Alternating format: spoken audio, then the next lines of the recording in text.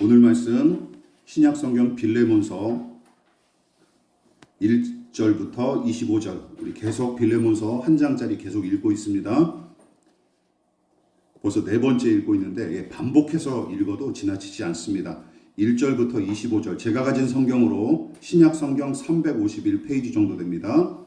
찾으신 줄 알고 저와 여러분이 한 절씩 번갈아 가면서 교독하고 마지막 절 합독하겠습니다. 제가 먼저 봉독합니다. 그리스도 예수를 위하여 갇힌 자 된 바울과 및 형제 디모데는 우리의 사랑을 받는 자요 동역자인 빌레몬과 자매 아비아와 우리와 함께 병사된 아기포와 내 주위에 있는 교회에 편지하노니 하나님 우리 아버지와 주 예수 그리스도로부터 은혜와 평강이 너희에게 있을지어다. 내가 항상 내 하나님께 감사하고 기도할 때에 너를 바라는 주 예수와 및 모든 성도에 대한 내 사랑과 믿음이 있음을 들음이니 이로써 내 믿음의 교제가 우리 가운데 있는 선을 알게 하고 그리스도께 기적으로 역사하느니라. 형제여 성도들의 마음이 너로 말미암아 평안함을 얻었으니 내가 너희의 사랑으로 많은 기쁨과 위로를 받았노라.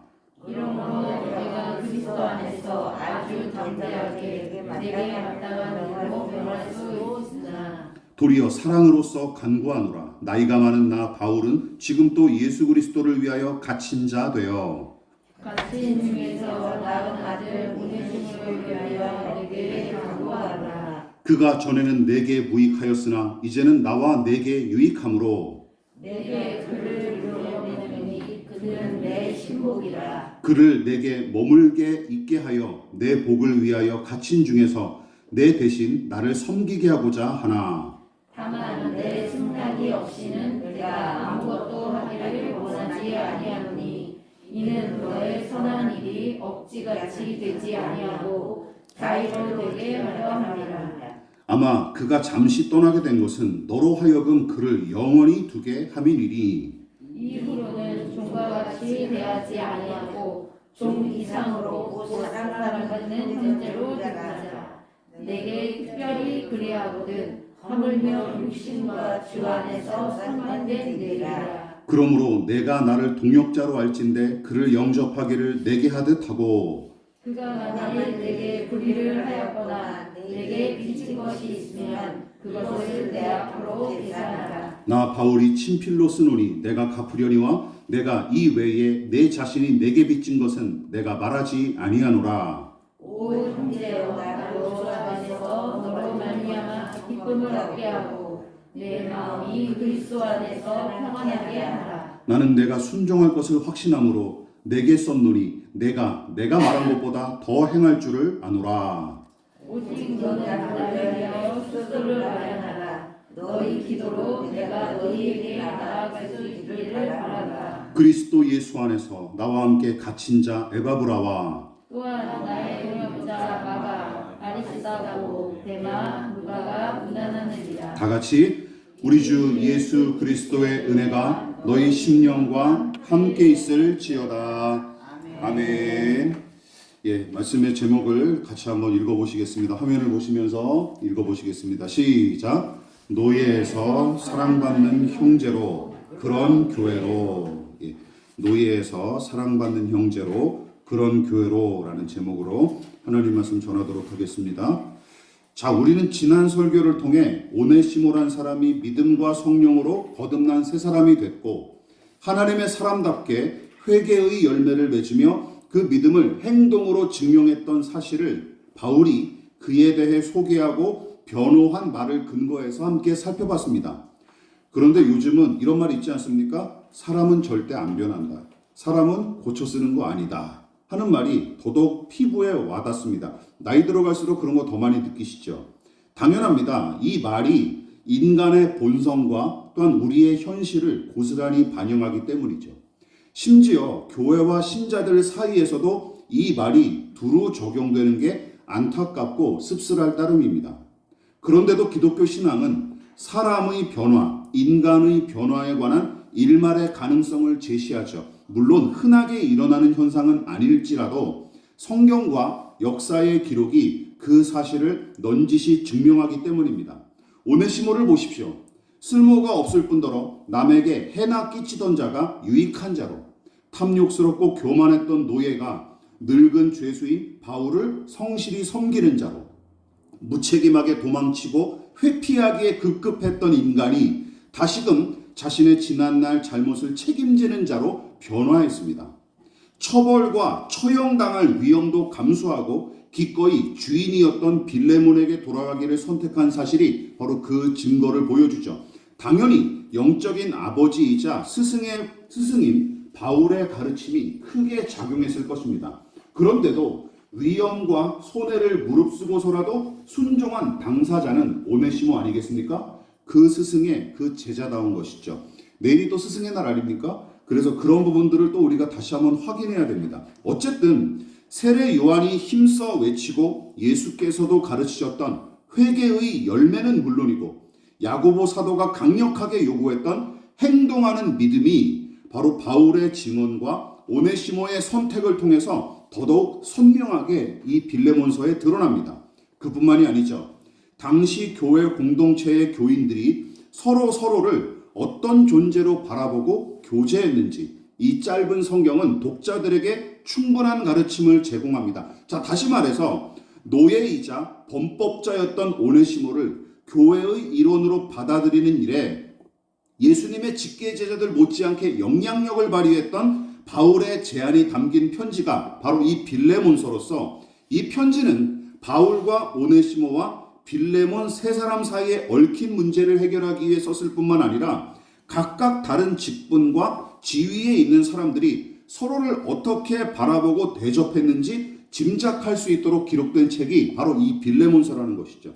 자, 쉽게 정리하면 오네시모는 이제 갓 예수를 영접한 뒤 새 삶을 시작한 새신자와 같은 인물이고, 빌레몬이라는 사람은 그의 주인이자 예전부터 교회의 일원으로 자리매김했던 신실한 일꾼이었으며, 사도 바울은 교회의 지도자이자 영적 스승으로서 두 사람을 인도하고 가르치고 섬겼던 인물이죠. 그러니까 요즘 교회에서 사용하는 직책과 직분을 빗대어 표현하자면 바울은 뭐로 비유할 수 있을까요? 저 같은 담임 목사나 전임 사역자인 셈이고, 빌레몬은 교회의 평신도 직분자에 해당하며, 오네시모라는 이 노예는 세신자로 각각 정리할 수 있죠. 자, 여기서 대부분 여러분들의 머릿속에는 이 세 사람의 위계 질서나 서열이 본능적으로 매겨질 거예요. 그렇죠? 그러니까 교회의 지도자이자 영적인 스승인 바울이 가장 높은 사람이고, 그 다음은 골로새 교회의 터줏대감이었던 빌레몬이 차지할 거고, 그 다음으로는 오네시모죠. 오네시모는 입대한 지 얼마 안 된 이등병처럼 가장 낮은 서열일 거로 추측을 하실 것입니다. 요즘 교회의 운영 방식과 신자들의 인식이 대부분 그러하기 때문이죠. 이에 관한 내용은 설교 후반부에 좀 더 상세히 다뤄보도록 하겠습니다. 자, 그렇다면 빌레몬서에 등장하는 사람들은 서로를 그럼 어떻게 됐을까요? 우리는 지금 담임 목사, 부교역자, 장로, 권사, 집사, 권찰, 서리 집사, 아니면 아무 직분도 없는 그냥 세신자, 이렇게 서열이 매겨지는데, 과연 빌레몬서에 등장하는 이 사람들은 서로를 정말 우리처럼 생각했느냐 살펴보자는 것이죠. 그렇다면 바울이 빌레몬을 비롯한 교인들에게 어떤 말을 사용했는지 살펴보면 교우들을 향한 이 바울의 태도가 분명하게 드러납니다. 자, 우선 인사말부터 심상치 않습니다. 여러분, 첫인사와 끝인사에 사용한 호칭이 다음과 같죠. 빌레몬서 1장 2절로 그리고 24절 다 한번 살펴보십시오. 눈으로 보세요. 제가 설명드리겠습니다. 바울은 제자이자 영적 아들인 디모데를 누구로 부릅니까? 형제라고 부릅니다. 그리고 골로새 교회의 교인이었던 아비아라고 하는 사람은 자매로 부르죠. 여자 교인이었던 것 같아요. 그리고 또한 편지의 1차 수신자인 빌레몬은 뭐라고 부릅니까? 우리의 사랑을 받는 자이자 동역자로. 또한 아비아와 함께 골로새 교회에서 신앙하는 아키뽀라고 하는 사람은 우리와 함께 병사된 자로 부른 것을 보십시오. 다 대부분 정리하면 이것이죠. 형제와 자매, 사랑을 받는 자, 동역자, 요즘 말로 동업자라는 얘기죠. 동업자. 자, 함께 일하는 자. 여러분 어떤 느낌이 드십니까? 한 가지는 분명하죠. 바울이 사용한 이 호칭에는 위계 질서나 서열을 매길 만한 요소가 있습니까? 없습니까? 없어요. 없어요. 오히려 위에서 언급한 사람들과 어깨를 나란히 한다는 인상이 더 강합니다. 동등한 사람으로서 취급하고 있다는 것이죠. 특히 이 편지의 1차 수신자인 빌레몬을 향해서는 계속 이 어조를 유지하죠. 요건 한번 읽어볼까요? 1장 7절 시작. 형제여 성도들이 마음이 너로 말미암아 평안함을 얻었으니 17절 시작. 내가 나를 동역자로 알지인데. 바울은 빌레몬을 형제로 부를 뿐만 아니라 두 사람이 같은 일을 함께하는 동업자임을 재차 강조합니다. 자, 그러니까 바울은 빌레몬을 피를 나눈 형제이자 동역자로 여겼던 것이죠. 그러면 이 빌레몬만 특별하게 아꼈던 것일까요? 노예를 가지고 있을 만큼 재산도 부유하고 사회적 지위가 높으니까 이 사람만 그렇게 대접했던 것일까요? 여러분, 바울이 1절에서 바로 1절에서 형제로 언급했던 디모데를 떠올려 보십시오. 디모데라는 사람은 형제로 부르기가 빌레몬보다 더 힘든 인물입니다. 자, 그렇다면 이 디모데는 어떤 사람이었을까요? 디모데는 사도행전 16장에 처음 등장하는데 바울이 루스드라라는 지역에서 처음 만났고 2차 전도 여행 때부터 이 바울과 동행했던 인물입니다. 그리고 다른 편지에서는 그를 여러 다른 호칭으로 불렀는데 가장 많이 언급한 호칭이 바로 아들이라는 얘기죠. 아들. 뭐라고 얘기합니까? 믿음 안에서 참 아들 된 디모데. 사랑하는 아들 디모데. 고린도전서 4장 17절에 뭐라고 불렀습니까? 이거 읽어볼까요? 시작. 내 사랑하고 신실한 아들 디모데. 지난번에 제가 언급했듯이 실제 부자지간을 언급하는 게 아니에요. 의미하는 게 아니에요. 신약 성경의 저자들은 한 사람이 복음 전도로 예수를 영접하고 새 생명을 얻어 성장하는 과정을 주로 자녀의 출산과 양육 과정에 빗대어 표현했는데, 전도자가 한 영혼에게 복음을 전도하고 그를 하나님의 사람으로 양육하는 과정이 출산과 양육의 모양새와 비슷하고 그 수고만큼이나 어렵고 힘든 일이었기 때문입니다. 이게 잘 들어맞아서 이 출산과 양육의 비유를 썼던 거예요. 그래서 복음 전도를 통해 얻은 디모데는 바울에게 아들과 같은 존재였던 것입니다.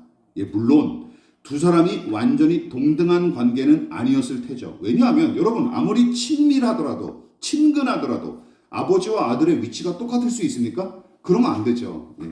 아빠 이리 와봐. 담배불 좀 펴줘. 이렇게 하면 안 되잖아요. 이게 말도 안 되는 거잖아요.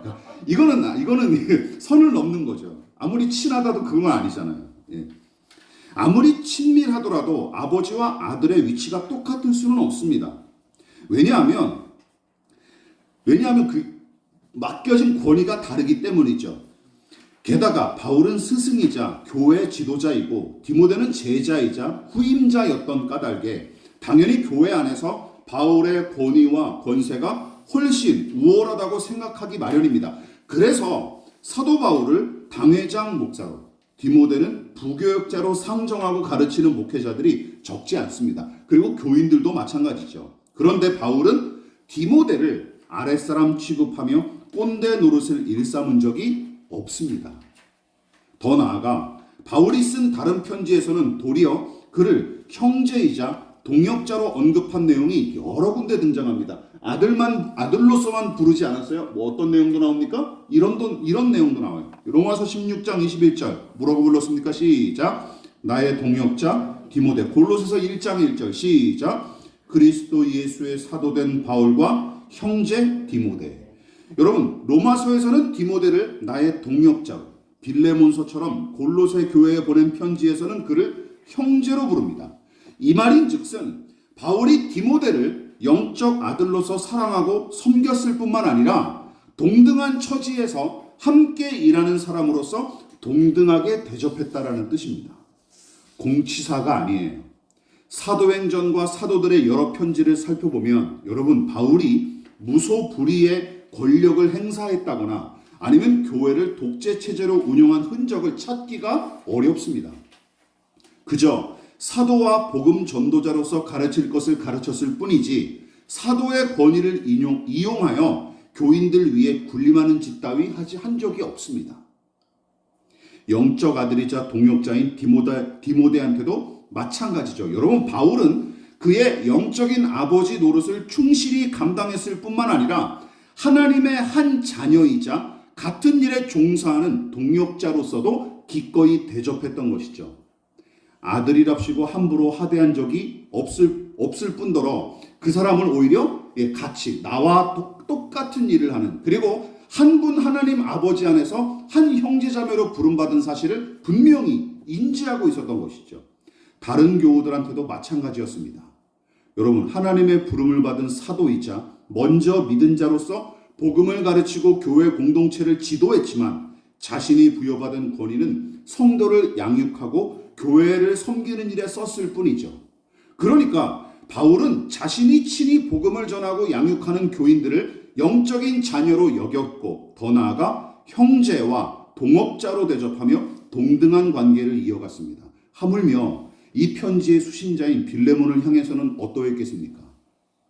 그렇다면 문제는 이제 이 한 사람이 남았죠. 오네시모라고 하는 이 노예 한 사람이 남았죠. 예수를 믿음으로 영접한 지, 그리고 회개한 지 얼마 안 되는 이 오네시모는 사도 바울이 어떻게 부르고 어떤 식으로 대접했을까요? 얘는 나중에 들어왔으니까, 그리고 예전에 범죄했던 사람이니까 뭔가 좀 하대하거나 좀 멸시하지 않았을까? 좀 열등한 녀석 취급하지 않았을까? 이렇게 상상하기 쉽죠. 디모데를 비롯한 다른 제자들을 아들로 불렀던 바울은 서슴치 않고 오네시모를 아들로 부르며 똑같은 애정을 표현합니다. 같이 읽어볼까요? 시작. 갇힌 중에 낳은 아들 오네시모. 또 12절에는 뭐라고 부릅니까? 그는 내 신복이라. 바울은 그를 아들처럼 아꼈을 뿐만 아니라 신복, 즉 매우 친밀한 관계로 표현했고, 더 나아가 다른 제자들과 교인들도 오네시모를 그렇게 대접해 주기를 바랐던 것입니다. 그러니까 바울이 오네시모를 아들과 신복으로 부르는 바람에 오네시모라고 하는 이 노예는 디모데를 비롯한 다른 영적 자녀들과 똑같은 대접을 받게 된 셈이고, 그뿐만이 아니라 바울과 부자지간을 형성하고 다른 교인들과 똑같은 영적 자녀의 지위를 부여받음과 동시에 바울 사도가 다른 신자들을 형제 자매로 부르면서 동등한 관계임을 드러냈던 것처럼 오네시모를 향해서도 형제로 부르며 그를 걸맞게 대접해 주기를 누구에게 요구합니까? 그게 원래 주인이었던 빌레몬에게도 요구하기에 이릅니다. 빌레몬서 16장 17절 17절 시작. 이후로는 종과 같이 대하지 아니하고 종 이상으로 곧 사랑받는 형제로 둘 자라 그를 영접하기를 내게 하듯 하고. 이쯤에서 생각해 보십시오. 교회의 유력한 지도자 중 한 사람인 바울이 이런 사상과 이런 내용들을 권고했다면 당연히 나머지 교인들도 서로를 동등한 시각으로 바라보고 대접하기 위해 애썼을 것입니다. 아무리 가장이나 대통령의 권위가 요즘 땅에 떨어졌다고 하더라도 결국은 한 나라와 한 가정의 분위기를 주도하고 그 정신을 중심을 잡는 일은 누가 하는 겁니까? 이게 우두머리가 하는 일이죠. 그렇지 않습니까?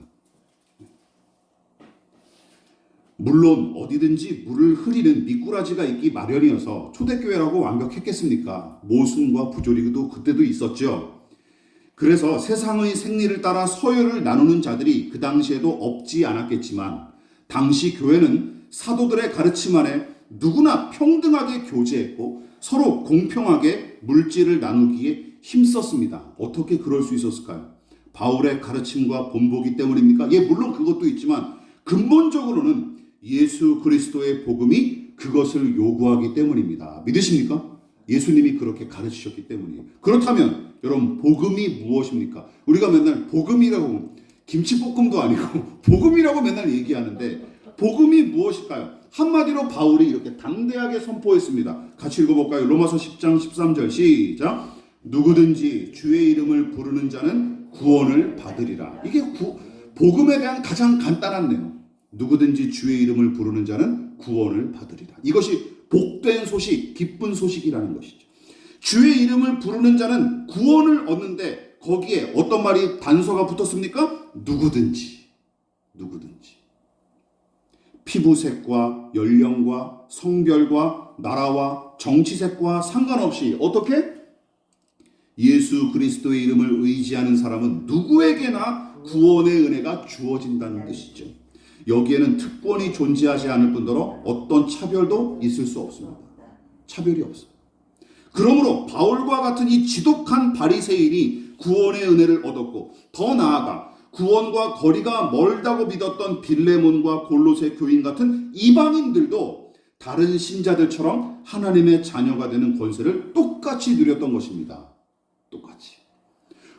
여러분, 이 빌레몬이 섬겼던 골로새 지역은 이스라엘 땅 바깥이에요. 이스라엘 땅 바깥, 이방인들입니다. 옛날 유대인 사고방식으로 따지면 구원받지 못하는, 하나님의 눈에 눈밖에 난 이방인들이었어요. 그런데도 바울은 이 사람들을 그렇게 부른 것이죠.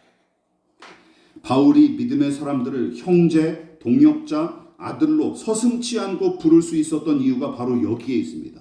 여러분, 아무리 높은 자라도 오직 예수 그리스도만으로 구원을 얻고, 이 세상에서 가장 비천한 자일지라도 똑같이 예수 그리스도의 복음을 통해서만 구원받기 때문입니다. 믿으십니까? 가장 힘센 자와 가장 약한 자, 세상을 다 가졌다고 자부하는 최고 권력자와 그리고 아무것도 가진 것이 없는 노예들, 또 모자란 것 없이 부유하게 사는 재벌, 또한 반대로 마이너스 통장조차 없는 가난한 자, 똑같이 어떻게 구원받아요? 예수 그리스도로 구원받습니다. 믿으십니까? 재벌은 예수 그리스도를 조금만 믿어도 되고 가난한 사람은 더 많이 믿어야 되는 건가요? 그런 거 아니에요. 남한 사람과 북한 사람, 이것도 다를까요? 아닙니다. 똑같이 예수로 구원받는 것입니다. 믿으십니까? 보수와 진보, 흑인과 백인, 여성과 남성, 노인과 아이, 누구도 예외 없이 오직 예수로 말미암아 하나님의 자녀가 되는 권세를 얻는 것입니다. 무엇보다 예수께서 친히 믿는 자들을 친구와 형제로 대접하시겠다라고 약속하셨죠. 뭐라고 약속하셨습니까? 마가복음 3장 35절 시작. 누구든지 하나님의 뜻대로 행하는 자가 내 형제요 자매요 어머니이니라. 요한복음 15장 시작. 너희는 내가 명하는 대로 행하면 곧 나의 친구라. 예수님과 친구 되고 싶으십니까? 예수님이 내 큰형, 내 큰오빠가 되고 싶으십니까? 예수님 믿으면 그 은혜를 누릴 수 있는 것이죠. 여러분이 거듭난 믿음의 사람입니까? 그리고 예수께서 당신을 친구와 형제로 삼으신 것을 믿으십니까? 믿겨지지 않죠. 너무 크니까. 너무 크니까. 너무 값비싸고 고귀한 까닭에 내 것이 아닌 것처럼 느껴지는 선물들이 있습니다. 이 말씀이 그러하죠. 얼른 믿겨져. 야, 내가 예수님의 친구가 될 수 있다. 말도 안 되는 그런 게 어딨어. 윤 대통령이랑 사돈의 팔촌에라도 와 대통령이 먼 친척이시라고요 하면서 사람들이 부러워하든 그렇게 할 텐데, 보십시오. 이 말씀이 그러합니다. 믿겨지지 않을 정도로 너무나 과분한 대접을 약속하십니다. 그러나 이 약속의 말씀은 입에 발린 말이라 허풍을 늘어놓은 게 절대 아니에요. 분명한 영적인 사실이고 엄연한 주님의 약속입니다. 그래서 히브리서의 저자는 주께서 우리를 친구로 삼으신 것을 뭐 하신다고? 부끄러워하지 않으신대요. 믿으십니까? 네. 부끄러워하지 않으신대요. 히브리서 2장 11절입니다. 생각해 보십시오. 비슷한 수준의 사람끼리 친구 관계를 형성하기 마련입니다. 그런데 예수님이 우리와 친구라니, 게다가 한 핏줄을 지닌 형제라니 믿겨지지 않는 것도 당연하죠. 그러나 기억하십시오. 예수님은 우리 같은 죄인을 기꺼이 친구와 형제로 삼으십니다. 예수님은 우리가 무릎 꿇고 높이며 예배할 뿐이지만 때로는 우리가 친구와 형제처럼 친밀하게 교제해야 될 뿐임도 명심하십시오. 바로 여기서 교회란 곳의 성격과 정체성이 형성되고 복음의 능력과 영광도 이 부분에서 찬란하게 드러나는 것입니다. 2000년 전 교회가 당시 사람들에게 얼마나 큰 충격이었을지 상상해 보십시오. 2000년 전에, 이게 2000년 전 쓰여진 기록이거든요. 예? 그 당시 사람들에게 이런 내용들이 얼마나 큰 충격이었을지 상상해 보시라는 것이죠. 여러분 보십시오. 유대인과 이방인이 한 상에서 밥을 먹고 주인과 노예가 형제 자매로서 교제하며 남자와 여자가 차별 없이 동등한 대접을 받는 것. 우리 이 대한민국만 하더라도 남자와 여자가 이렇게 한 공간에서 예배하는 게 100년이 좀 됐습니다. 100년 전에는 다 따로 앉아서 예배를 드렸어요. 같이 앉을 수 없다고. 예? 뭐라고요? 남녀 칠세 부동석이란 말 있지 않습니까? 그 철저히 따라. 그래서 교회조차도 처음에는 여자들은 이 편에 앉고 남자들은 저 편에 앉아서 목사가 가운데 앉아서 설교했다니까요. 최초 교회에서는. 웃기는 일이었죠. 근데 그러면서 점점 교회가 남녀 평등을 주도하는데 그 당시에 가장 혁혁한 공로를 세운 거예요. 그때 보십시오. 그러니까 이런 부분들이 더군다나 2000년 전에는 얼마나 큰 충격이었겠냐는 것이죠. 여러분, 농구 선수 5명의 역할이 다 다르고 거기에 계급을 나눌 수 없는 것처럼 믿음으로 받은 사명과 은사는 다 다를지라도 모두 동일한 부르심과 가치를 지니는 것입니다. 여러분, 이 빌레몬서 이 책은 그 진리를 독자들에게 직간접적으로 또한 짧고 굵게 보여주는 성경이란 것이죠. 따라서 복음이 그리고 당시 교회가 가난한 자들과 소외된 자들, 특히 약한 자들에게 더더욱 환영받았던 일은 결코 우연이 아닙니다. 당연하죠. 야, 저기 가면 내가 사람 취급받을 수 있어. 나를 인간으로 대접해줘. 그 당 노예가 짐승처럼 사고팔 매매의 대상이 아니었습니까? 근데 저기 가면 그 여성들은 어떻습니까? 저기 가면 내가 하나님의 딸이래. 예, 내가 이렇게 한 여자로서 그냥 애만 낳고 그냥 가사일만 하다가 남자들을 아래에서 그냥 발이나 씻겨주는 존재가 아니라 내가 하나님의 사람으로서 나에게도 소명이 있고 사명이 있대. 이러니까 여성들이 막 교회로 몰려들었던 것이죠. 반대로 여러분, 교회가 부자와 권력자의 편을 들지 않고 그들도 똑같이 형제자매로 부르니까 가진 자들, 높은 자들은 어떻게 했습니까? 불쾌하죠. 도리어 복음의 가르침과 교회의 이런 행태가 그들에게 불쾌감을 안겨줬을 뿐입니다. 근데 요즘은 어떻습니까? 전혀 안 그렇죠. 지금까지 설교한 내용이 요즘 교회의 현실과 동떨어진 이야기로 들리십니까? 하지만 기억하십시오. 복음이 제대로 전해지고 올바르게 적용된 것은 비록 미숙할지언정 평등과 공평과 자유와 정의가 항상 싹을 틔우고 열매를 맺었습니다. 자, 이제 요즘 교회, 작금의 교회를 돌아보십시오. 돈 없으면 교회 못 다닌다는 말이 당연하게 여겨지고 하나님이 독재하셨으니 교회와 나라도 독재해야 한다라는 이런 개소리가 여전히 들어먹히고 있는 것이 교회밖에는 없어요. 어디 세상 천지에 이런 말을 서슴지 않고 내면 회사에서 하면 이런 말 하면 어떤 일이 벌어질까요? 잘리겠죠. 그리고 인간 취급 안 하겠죠. 그런데 교회에서는 이게 아직도 유일하게 많이 통용되고 있는 게 현실이에요. 웃기는 거예요. 그만큼 뒤처져 있다는 거예요. 지금 교회가. 정신적으로나 사상적으로.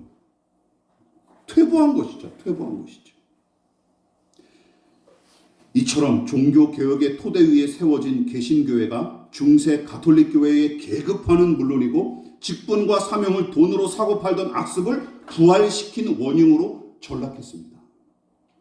교단 총회장이 되려면 몇 억이 필요함. 몇 억의 보증금 같은 걸 내고 해야 돼요. 웃기지 않습니까? 그 사람이 얼마나 신령하고 경건하고 하나님의 성품을 그런 거 전혀 따지지 않습니다. 웃기는 일이죠.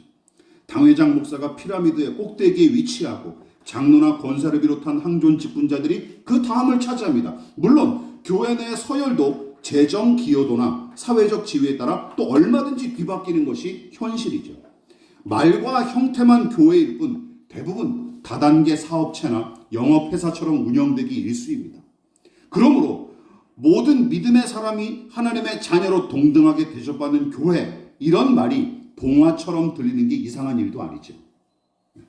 오히려 비상식적인 교회의 계급화와 서열화가 도리어 자연스러운 일처럼 받아들여지는 이 현실이 개탄스러울 따름입니다. 게다가 가난한 자들과 약한 자들이 자신의 권리를 찾기 위해 투쟁하는 거 어려운 일이죠. 근데 그보다 더 어려운 일이 뭔지 아십니까? 이 사회나 그리고 이 교회가 잘 변화되지 않고 개혁되지 않는 가장 중요한 이유가 뭔지 아십니까? 천대받고 차별받는 사람들이 투쟁하는 것도 필요하지만 이게 더 필요해요. 힘 있는 자와 높은 자들이 자신의 것을 내려놓고 희생해야 되는데 안 되는 거예요. 양보해야 되는데 그게 안 되는 거예요.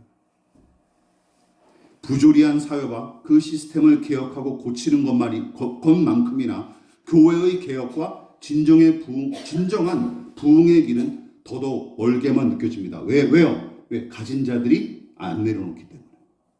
네. 높이 있는 자들이 내려올 생각을 안 하기 때문에. 이게 안 되니까 안 되는 거예요. 안 되는 거예요. 반면 당시 사도들을 비롯한 신자들의 헌신과 희생은 그러기에 더더욱 빛을 발합니다. 가난하고 약한 자들이 예수의 복음과 교회를 통해 인간답게 대접받는 것은 물론이고, 가진 자들은 자신의 권리와 소유를 내려놓으면서까지 그들과 눈높이를 맞추며 어깨를 나란히 했던 당시 교회가 마치 하나님 나라가 이 땅에 임한 모양새를 생생히 보여주는 듯하죠. 여러분, 마지막으로 이사야의 예언을 이어받은 세례 요한이 예수님 오실 길을 어떻게 준비하라고 외쳤는지 살펴보십시오. 그리고 구주께서 오시면 어떤 일이 일어날 거로 예언했는지 우리 마지막으로 한번 살펴보도록 하겠습니다. 누가복음 3장 4절로 5절 시작. 선지자 이사야의 책에 쓴 바 광야에서 외치는 자의 소리가 있어 이르되 너희는 주의 길을 준비하라. 그의 오실 길을 곧게 하라. 모든 골짜기가 메워지고 모든 산과 작은 산이 낮아지고 굽은 것이 곧아지고 험한 길이 평탄하여질 것이요. 낮은 골짜기는 메꿔지고 높은 산은 낮아지죠. 낮은 자는 높아지고 높은 자는 낮아짐으로 모든 사람이 하나님의 자녀와 백성으로서 어깨를 나란히 할 수 있게 되는 것입니다. 낮은 사람이 열심히 기어 올라봤자 높은 사람들이 계속 위에서 내려올 생각을 안 하고 내려보기만 하면 동등해질 수가 없습니다. 그렇지 않습니까? 동등해질 수가 없어요. 이런 사람들이야말로 다시 오실 주님을 맞이하기에 가장 적합한 사람들이고, 주님이 함께 하시는 곳에 그런 주님이 함께 하시는 곳에 이 은혜가 충만히 임하게 될 것입니다. 자, 그러면 여러분 다시 한번 어떤 교회가 좋은 곳인지 다시 한번 분별해 보십시오.